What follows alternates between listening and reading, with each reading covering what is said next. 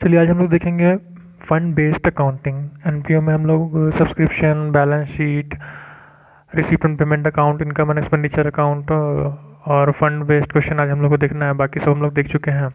तो देखिए सबसे पहले देख लेते हैं कि फ़ंड होता क्या है। तो फंड मीन्स अमाउंट रिसीव्ड और set aside by NPO for specific purpose. Fund यहाँ पे हम लोग क्रिएट करते हैं, फंड में पैसा डालते हैं।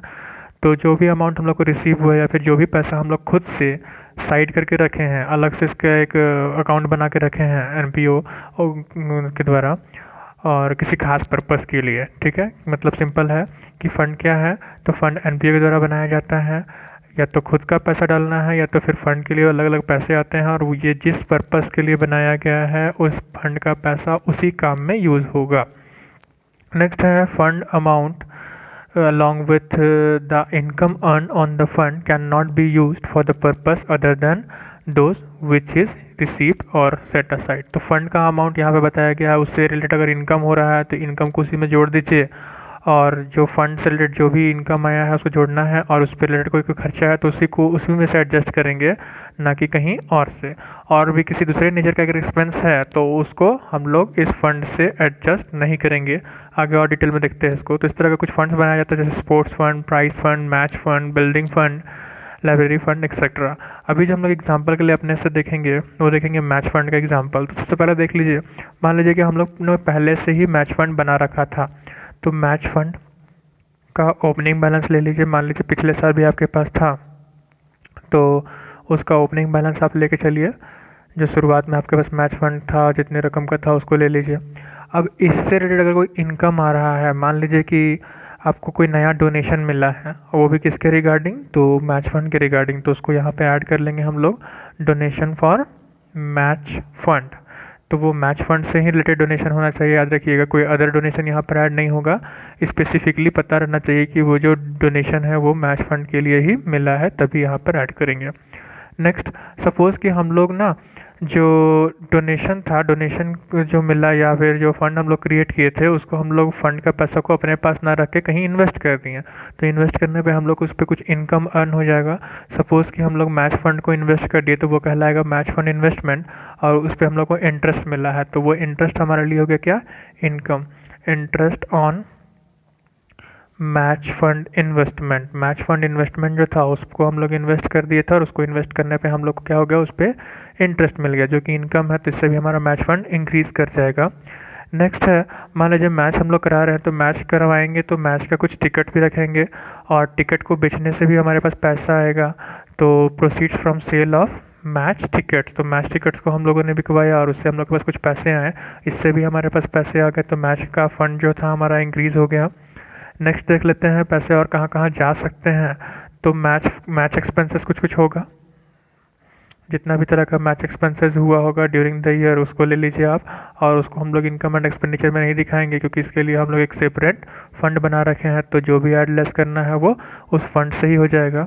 नेक्स्ट, और भी अदर एक्सपेंसेस होगा, जैसे हम लोग मैच में अवार्ड देंगे या फिर कोई भी अदर एक्सपेंसेस जो कि रिलेटेड होगा मैच से। जैसे मैच एक्सपेंसेस हो गए यहाँ पे, और भी हो गया जैसे मैच के लिए एक्सपेंसेस टाइप में आप ले लीजिए। जैसे कि मैच के लिए फील्ड वगैरह बुक किए हैं या फिर प्राइज़ वगैरह दिए हैं उसमें, मैच का प्राइज़ वगैरह, मैच प्राइज़ अगर अवॉर्डेड किए हैं आप तो अगर प्राइज़ फंड बनाए हैं तो प्राइज़ फंड में एडजस्ट होगा। लेकिन अगर मैच से रिलेटेड अगर वो फंड है, अवार्ड है, तो इसको हम लोग यहाँ पे दिखा सकते हैं। लेकिन अगर प्राइज़ फंड सेपरेटली बनाए होंगे तो ये प्राइज़ यहाँ पर नहीं आकर के प्राइज़ फंड में चला जाएगा। इतना कुछ करने के बाद हम लोग इसको एडजस्ट कर लेंगे। 4 आइटम ऐड का है, 2 आइटम लेस का है। तो इतना करने के बाद अमाउंट जो है वो प्लस में भी आ सकता है या फिर उसको माइनस में भी आ सकता है।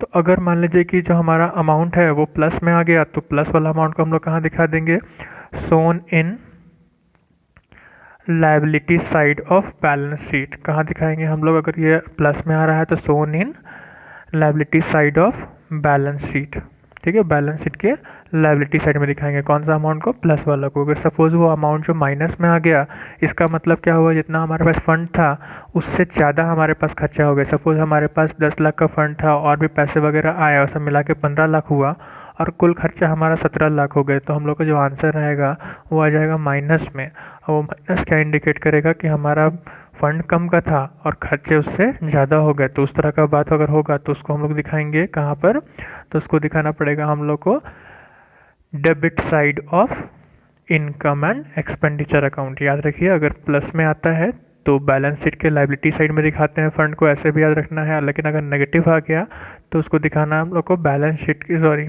इनकम एंड एक्सपेंडिचर के डेबिट साइड में। ये नेगेटिव इंडिकेट करता है कि जितना का हमारा फंड था उससे कहीं ज़्यादा हमारे से खर्च हो गया। कुछ और भी बात है जो याद रखनी है आपको, वो देख लीजिए आप। नोट में आप नोट कर लीजिएगा साथ साथ में। In case of the amount of fund is less than the expense, the balance of expense which is not covered by the fund is debited to income and expenditure। Same यही बात कहा गया जो ऊपर समझाएं कि अगर हमारा फंड से ज़्यादा रुपया खर्च हो जा रहा है, ठीक है, फंड बनाए थे हम लोग लेकिन उससे कहीं ज़्यादा पैसा हमारे पास से खर्च हो जा रहा है उसी चीज़ के लिए। मैच क्या है, तो मैच फंड बनाए थे लेकिन मैच फंड से ज़्यादा मैच का एक्सपेंस हो गया, तो जो एक्स्ट्रा अमाउंट है उसको हम लोग कहाँ दिखा देंगे, उसको हम लोग दिखाएंगे इनकम एंड एक्सपेंडिचर का डेबिट साइड, मतलब एक्सपेंडिचर साइड में। अभी इतना ही रन देते हैं। नेक्स्ट क्लास में हम लोग देखेंगे स्पोर्ट्स मटेरियल या फिर मटेरियल कंज्यूम, मतलब कंज्यूमेबल स्टोर। Thank you.